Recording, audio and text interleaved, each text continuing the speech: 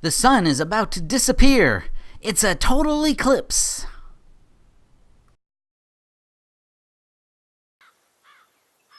What a nice sunny day.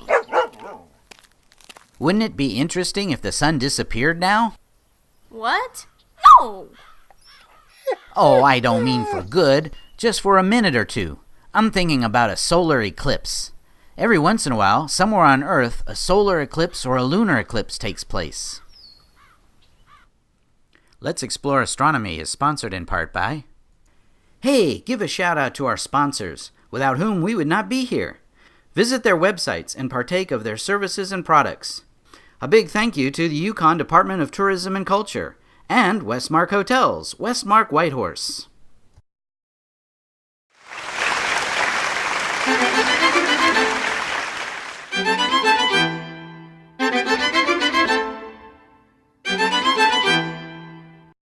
A solar eclipse is when the moon passes directly between the sun and Earth. As you can see in this diagram, when this occurs, the moon casts a shadow on the Earth. Notice that since the moon is so small compared to the Earth, the moon only blocks the sun on a very small part of the Earth. So when a solar eclipse takes place, it is only seen on a small part of the planet. And since the Earth is covered about 70% by water, most of the solar eclipses are only seen out at sea. But when they are seen over land, it is an incredible sight to behold. A lunar eclipse is just the opposite. Here the Earth goes between the sun and moon and blocks the sunlight falling on the moon. Since the Earth is so much bigger than the moon, a lunar eclipse can be seen just about everywhere on the side of the Earth facing the moon. Today we know what causes eclipses, but in ancient times people had no idea what was happening, and it was quite a scary event for them. They thought the sun was being eaten.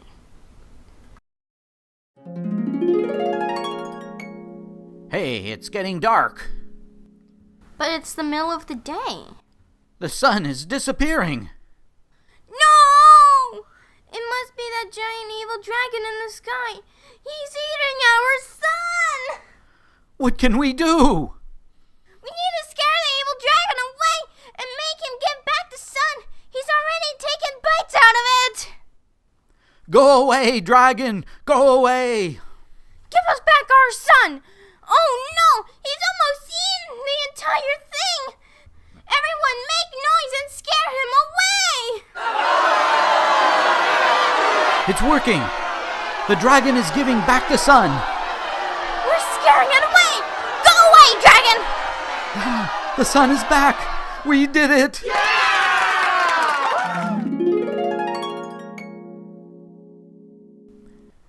In ancient days, people thought the sun was being eaten by a demon or a dragon.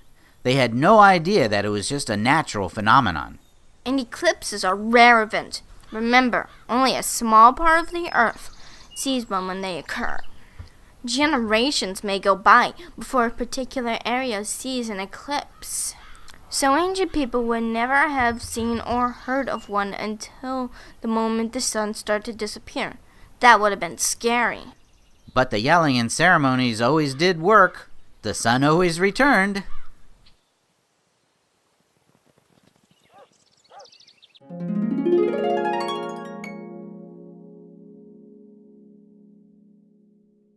I think this is proof of our theory. The Earth is curved. It must be. It is night.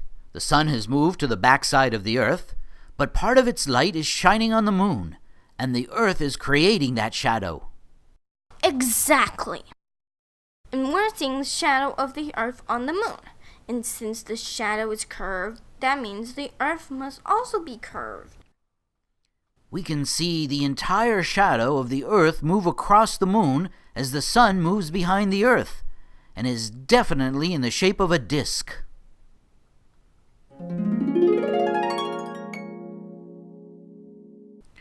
Of course, you can see the shadow of the Earth on the moon almost any night. That's why there is a quarter moon and a half moon, just for an example. The ancient Greeks observed this and knew the moon's phases, as we call it, were on a 27-day cycle. But during a lunar eclipse, They could watch the entire Earth's shadow move across the moon in a matter of minutes, and that convinced them that the Earth was curved. There are two types of solar eclipses, a total eclipse and an annular eclipse. A total eclipse is when the moon blocks out all of the sun except for the corona. An annular eclipse is when the moon only blocks out part of the sun, leaving a ring of sun still visible. Well, there are two kinds of solar eclipses because the moon's orbit is not a perfect circle, but an ellipse. When the solar eclipse occurs at the time the moon is at the closest point to Earth, we get a total eclipse, and at other times we get an annular eclipse.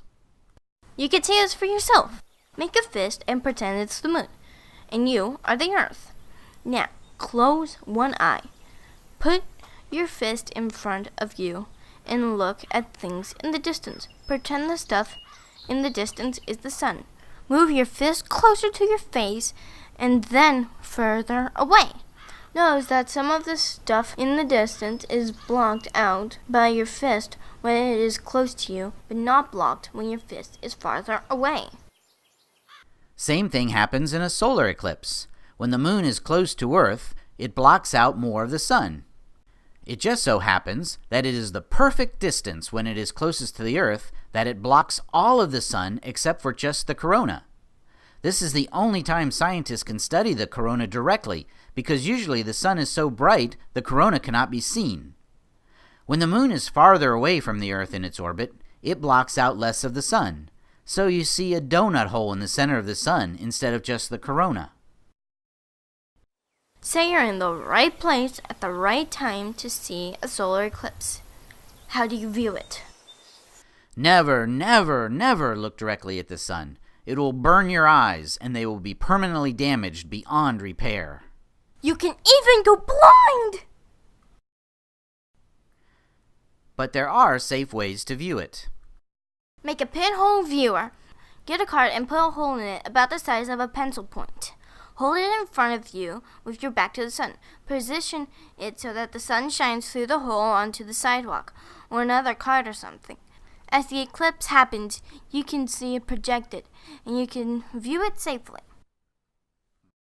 Buy some eclipse glasses. These are special glasses with filters made just for viewing eclipses. Or get a solar filter for your telescope. Now you can view the sun safely and close up. There are only about 2 to 5 solar eclipses a year, and as we said, most of these are over water. But if you ever get the chance to experience a solar eclipse in person, do it. Until next time, happy stargazing! Check out our other episodes and let's explore astronomy series at www.tedcookproductions.com/LEA.